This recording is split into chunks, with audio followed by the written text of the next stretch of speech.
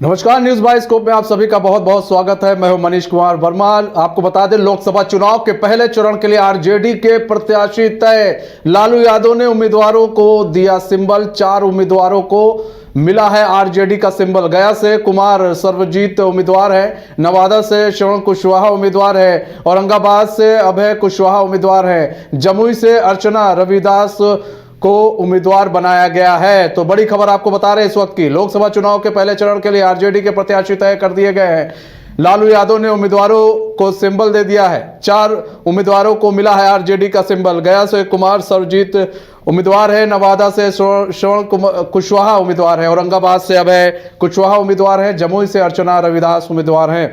हमारे साथ पूरी जानकारी के साथ हमारे संवाददाता गौतम जुड़ चुके हैं। गौतम, आरजेडी ने तो अपने 4 उम्मीदवारों का जो है नाम घोषित कर दिया है, उन्हें अपना सिंबल दे दिया है। अभी इधर लिस्ट नहीं तय हो पा रहा है आरजेडी में, और अभी महागठबंधन में कोई बातें नहीं बन पा रही है, और इधर सिंबल बांटे जा रहे हैं। बिल्कुल, देखिए जिस तरीके से शुरुआत बीजेपी ने करी थी, लेकिन कहीं ना कहीं बिहार के अंदर जो शुरुआत है वो महागठबंधन ने कर दिया। और साफ तौर पे महागठबंधन की तरफ से ये कहा गया था कि अब चूंकि इलेक्शन कमीशन ने 7 फेज में बिहार में चुनाव कराने का निर्णय लिया है, तो ऐसे में हम भी धीरे धीरे अपने इंस्टॉलमेंट पे प्रत्याशियों के नाम का घोषणा करेंगे। और यही हुआ है। जिस तरीके से पहले फेज में इलेक्शन होना है, तो बिहार के जो 4 प्रमुख जो लोकसभा क्षेत्र है उसमें औरंगाबाद, तो औरंगाबाद के तहत अभी वहाँ पे बीजेपी के सुशील सिंह हैं, लेकिन आरजेडी ने अभय कुमार का नाम पहले ही फाइनल कर दिया है, अभय कुशवाहा। तो कहीं ना कहीं ये अब औरंगाबाद की जो सीट है, अब बीजेपी किसको उतारती है ये देखने वाली बात होगी। लेकिन जो सिटिंग कैंडिडेट है भारतीय जनता पार्टी के सुशील कुमार सिंह, वो फिलहाल अपनी दाव जो है वो बरकरार रखे हुए हैं। वहीं अगर गया सीट की बात करें, तो गया सीट एनडीए खाते में अगर जीतन राम मांझी को गया है, हिंदुस्तान आवामी मोर्चा सेकुलर के वो सुप्रीमो है, और कहीं ना कहीं एक तरीके से जीतन राम मांझी का वहाँ से चुनाव लड़ना तय है। तो कहीं ना कहीं घोषणा के साथ साथ आरजेडी ने पहल की और कुमार सर्वजीत को वहाँ पर उतारा है। कुमार सर्वजीत बिहार सरकार के पूर्व मंत्री भी रह चुके हैं और आरजेडी कोटे से बहुत ही नज़दीकी माने जाते हैं। तो कहीं ना कहीं कुमार सर्वजीत को जिस तरह से उतारा गया है, तो ये अब गया में मुकाबला बहुत ही दिलचस्प हो जाएगा। एक तरफ जीतन राम मांझी होंगे, दूसरी तरफ ये, हालांकि अभी ये एक और नाम जो है अभी वो हो सकते हैं कि कोई निर्दलीय के तौर पे भी गया में बगावत के मूड में कुछ नेता हैं, लेकिन अभी उनका अभी नाम सामने नहीं आया है।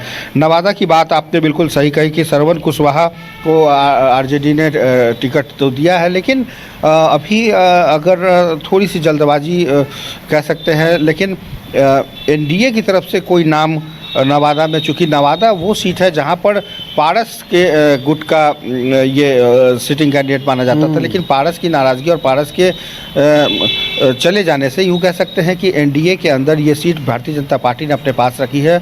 और वहाँ पर उम्मीदवार को उतारना कहीं ना कहीं एक जातीय समीकरण के हिसाब से और वोट बैंकिंग के हिसाब से भारतीय जनता पार्टी सोच रही है। तो कह सकते हैं कि नवादा में अब आरजेडी की तरफ से घोषणा हो गई। जमुई की बात करें तो जमुई बहुत ही दिलचस्प होगा जिस तरीके से हाजीपुर होगा, इसलिए क्योंकि जमुई पर जहां चिराग पासवान सिटिंग कैंडिडेट है, अब वो हाजीपुर से अगर चुनाव लड़ते हैं या चुनाव लड़ना तय है, तो वहां पर आखिर कौन होगा ये देखना दिलचस्प होगा। और नाम बहुत सामने आ रहे हैं, लेकिन कई नाम रिश्तेदारों के भी हैं जो एलजेपी कोटे से, रामविलास पासवान के कोटे से जा सकती है। लेकिन अर्चना रविदास के नाम आने से कहीं ना कहीं अब ये मुकाबला जो है कह सकते हैं कि कौन जीतेगा कौन हारेगा ये अब जनता तय करेगी। लेकिन मुकाबला अब ये महामुकाबले में तब्दील होता जा रहा है, जिसमें आरजेडी ने पहल कर दी है। जी मनीष।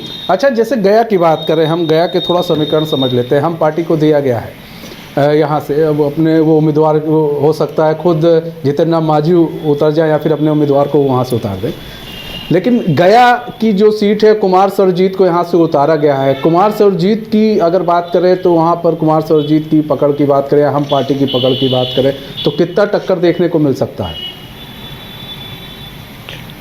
देखिए, कुमार सर्वजीत चूँकि वहाँ गया से पहले कभी चुनाव नहीं लड़े हैं, लेकिन नाम बड़े हैं और कह सकते हैं कि प्रदेश अध्यक्ष के तौर पे जगदा बाबू के बहुत बेहद करीबी हैं और ये भी कहा जा रहा है कि कुमार सवरजीत मगध के क्षेत्र में अपनी पकड़ बनाते हैं। तो ऐसे में देखना होगा कि गया जो सीट है वो कितना मतलब वो वहाँ की जनता जो है वो तय करेगी। लेकिन गया की अगर हम बैकग्राउंड की बात करें तो एक गौरवशाली इतिहास रहा है और वहाँ जो मोक्ष की धरती कहते हैं गया को, और ऐसे में बोध गया और कई ऐसे विधानसभा क्षेत्र हैं जहां अलग अलग जातीयत समीकरण है, और ऐसे में जीतन राम मांझी और उनके परिवार और उनके जो प्रत्याशी हैं अलग अलग विधानसभा में वो जीतन राम मांझी के लिए उपयोगी साबित हो सकते हैं। क्योंकि पिछले 2019 और 20 के जो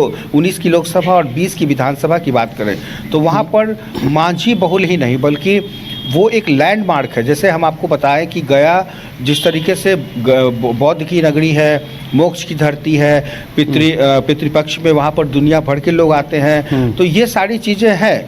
लेकिन एज ए वोटर बात करें तो वहाँ पर जिस तरह से दशरथ मांझी का जिक्र अगर हम इसलिए करना चाहेंगे कि दशरथ मांझी के समय से ही मांझी परिवार या मांझी समुदाय के लोग सबसे ज़्यादा चर्चा में आए, क्योंकि ये वही दशरथ मांझी हैं जिन्होंने अपनी पत्नी के लिए अथक प्रयास करके एक बहुत बड़े पहाड़ के बीच के रास्ते से सीना चीरते हुए वो रास्ता तय किया, और तब जाकर के लोगों के लिए आवागमन बहुत ही कह सकते हैं कि सुचारू रूप से हुआ। और समस्याएं हर जगह है, पानी की समस्या है, जल की समस्या है, लेकिन इस समस्या का निदान किया गया। तो मांझी और मांझी परिवार के साथ साथ जीतन राम मांझी उसी समुदाय से आते हैं, तो कहीं ना कहीं इसका एक इम्पैक्ट तो है। और दूसरा मगध का क्षेत्र है, मगही बोले जाती है वहाँ की भाषा, और मगही बोलने में जीतन राम मांझी कहीं ना कहीं 20 है, क्योंकि उनका जो अंदाज है वो उसी तरीके से है और लगातार वो अपने क्षेत्र में रहे हैं। दूसरी बात मनीष, हम इस बात का गया में इसलिए भी जिक्र करेंगे कि पलड़ा थोड़ा सा मांझी जी का, जीतन राम मांझी का इसलिए भी ज़्यादा है क्योंकि वहाँ पर शुरू से भारतीय जनता पार्टी का एक कैडर वोट बैंक है। आरएसएस का भी है, संगठन का भी है, और भारतीय जनता पार्टी के उन नेताओं का भी है जो गया के लोकसभा के अलग अलग विधानसभाओं से आते हैं। उदाहरण के तौर पे अगर प्रेम कुमार का जिक्र हम करें तो प्रेम कुमार बहुत ही पुराने संगठन से जुड़े हुए नेता हैं, लगातार कृषि मंत्री रहे हैं, कई अलग अलग विभागों को उन्होंने देखा है, बहुत ही सीनियर लीडर हैं। यही वजह है कि उनको इस बार जो कैबिनेट में जैसे ही शपथ दिलाई गई थी उन 5 नामों में प्रेम कुमार का नाम आता है। तो गया के क्षेत्र से उनकी एक पकड़ है। गया में अगर एक आवाज़ प्रेम कुमार दे तो बहुत सारी चीज़ें देखने को मिलती है। कहने का मतलब कि उनके संगठन में एकता है। तो ये संगठन का जो वोट बैंक है वो एनडीए के खाते में जाएगा। तो या इस लिहाज से देखें तो जीतन राम मांझी इसलिए भी पूरी तरीके से आश्वस्त है। और कल जिस तरह से उन्होंने होली मिलन समारोह में सनातन का जिक्र किया, भगवान श्री राम की चर्चा की, जय श्री राम के नारे लगाए, तो ये जो पुरानी बात थी श्री राम से जुड़ा हुआ वो भी अब सब क्लियर हो गया है। और जनता जो है वो इस वक्त किसके मूड में है ये देखना होगा। लेकिन जो पलड़ा जो सवाल है आपका, उसमें कहीं ना कहीं बिहार के पूर्व मुख्यमंत्री जीतन राम मांझी का वो कह सकते हैं कि कर्म भूमि है, जन्मभूमि है, तो ऐसे में उनकी पकड़ थोड़ी ज़्यादा है कुमार सवरजीत के। अच्छा, नवादा से बात करें, श्रवण कुशवाहा की बात करें, नवादा की बात करें, यहाँ पर कहा जाता है पशुपति पारस भी अपने उम्मीदवार उतार सकते हैं नवादा से। यहाँ पर पशुपति पारस उतारेंगे, अपने उम्मीदवार उतारेंगे। आपका अगर बात करें तो एनडीए भी अपने उम्मीदवार उतारेंगे। तो ऐसे में यहाँ पर तो क्या त्रिकोणीय लड़ाई देखने को मिल सकती है, पशुपति पारस, महागठबंधन और एनडीए के बीच में? बिल्कुल, नवादा जो सीट है, नवादा और हाजीपुर 2 ऐसे सीट हैं जिस पे जहाँ पे त्रिकोणीय मुकाबला होना है। एक तरफ जहाँ जिसके गढ़ में है वहाँ लड़ाई, एक तीसरा लोकसभा क्षेत्र आएगा जमुई, जहाँ ये कह पाना बहुत मुश्किल होगा कि कौन जीतेगा, क्योंकि जो सिटिंग कैंडिडेट है वो कहीं और चला गया है। तो क्या उसका दबदबा, उसके कैंडिडेट को वो वोट मिल पाता है या नहीं, ये देखने वाली बात होगी। लेकिन जो नवादा सीट है ये बहुत ही महत्वपूर्ण सीट है। और इस सीट पर देखिए पशुपति नाथ पारस इसलिए कन्फर्म थे कि अगर ये एनडीए में रहते तो उनके कैंडिडेट का जीतना तय था, क्योंकि एक तरफ जहां जेडीयू, दूसरी तरफ नवादा एक ऐसी सीट है मनीष जी कि वहाँ पर जेडीयू का भी दबदबा बराबर है, बीजेपी का भी वो कैडर वोट है, वहाँ पर संघ के लोग पुराने हैं, आरएसएस के लोग हैं, भारतीय जनता पार्टी के लोग हैं, इवन कि कांग्रेस के भी उतने ही कार्यकर्ता हैं वहाँ पर। और कांग्रेस सोचिए जो सबसे कमज़ोर पार्टी इस वक्त अगर कोई है तो वो है कांग्रेस, वो भी नवादा में बहुत मजबूत है। तो नवादा एक ऐसा इलाका है जहाँ बॉर्डर इलाका है, और बॉर्डर के उस इलाके में जो वोट बैंक है वो वहाँ पे जातीय समीकरण के हिसाब से अगर देखें तो भूमिहार बहुल इलाका है वहाँ। तो कहीं ना कहीं कैंडिडेट के तौर पे आप देखें कि इससे पहले गिरिराज सिंह जीते थे जो बेगूसराय चले गए, इसके पहले भोला सिंह जीते थे। तो जो सांसद रहे हैं वो कहीं ना कहीं उस जाति और समुदाय से रहे। तो ऐसे में पारस जी के पास भी उसी समुदाय के प्रत्याशी थे। तो ऐसे में इस बार की जो गणित होगी, भाजपा भी उसी प्रत्याशी को जातिगत समीकरण के हिसाब से ही अपने प्रत्याशी को नवादा में उतारेगी। लेकिन इतना ज़रूर है कि नवादा में अर्चना रविदास के आने से कहीं ना कहीं अब ये मामला त्रिकोणीय हो जाता है, क्योंकि वहाँ पर एक तरफ पारस अपने प्रत्याशी को उतारेंगे, आरजेडी ने घोषणा कर दी है, और बीजेपी वहाँ पर एनडीए के तौर पे अपने कैंडिडेट की घोषणा करेगी। तो मामला बहुत ही दिलचस्प होने वाला है, और नवादा इन दिलचस्प लोकसभा सीटों में जरूर शामिल होगा। और औरंगाबाद, अगर हम अब बात कर लें औरंगाबाद की, तो औरंगाबाद से अभय कुशवाहा उम्मीदवार वो बनाए गए हैं। तो ऐसे में के टक्कर किसके साथ होनी है? क्या औरंगाबाद में भी क्या पशुपति पारस अपने उतार सकते उम्मीदवार, और एनडीए तो उतारेगी, तो टक्कर किसके साथ होनी है वहाँ पे? और अभय कुशवाहा की बात करें तो चेहरा के रूप में कितने वहाँ पर प्रभावशाली हैं?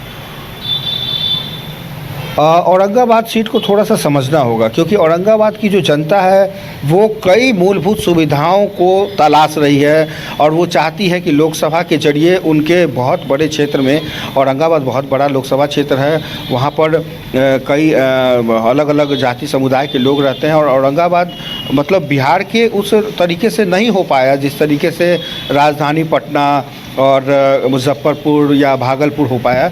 लेकिन ये एक मलाल है औरंगाबाद के लोगों में, और यही वो चाहते हैं कि वहाँ औरंगाबाद में भी कई मेडिकल कॉलेज, आईएमए या फिर एम्स जैसी सुविधा हो।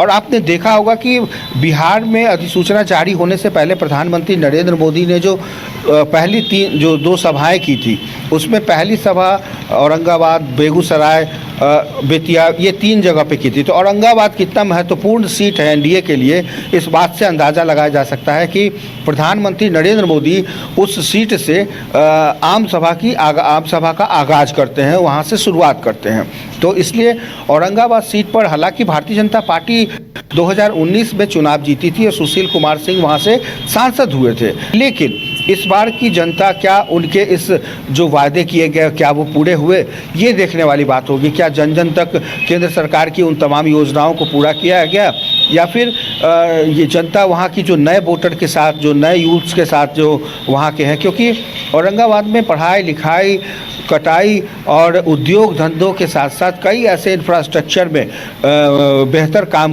करने की डिमांड है वहाँ की जनता की, ताकि औरंगाबाद से लोग दूसरे ज़िलों में ना जाएं। इसलिए लोकसभा क्षेत्र में इस बार मुद्दा रोजगार का, महंगाई का, और साथ में स्थानीय जो मुद्दे हैं वो भी ज़रूर शामिल होंगे, क्योंकि जो सांसद होते हैं उनसे इतनी उम्मीद रहती है कि वो कम से कम संसद भवन में तमाम जो केंद्रीय मंत्री हैं उनसे छीन कर अपने संसदीय क्षेत्र में वो ऐसी व्यवस्था करें ताकि पठन पाठन के साथ साथ रोजगार की व्यवस्था हो। तो औरंगाबाद इस मामले में जनता के मूड पर निर्भर करता है, लेकिन कैंडिडेट के तौर पे ये ज़रूर है कि औरंगाबाद में सुशील सिंह अगर सिटिंग कैंडिडेट है बीजेपी के, अगर एनडीए से उतारे जाते हैं तो वो ये कह सकते उनके पास एक पुराना वोट बैंक होगा, लेकिन अभय कुशवाहा के आने से कहीं ना कहीं इसका असर पड़ेगा।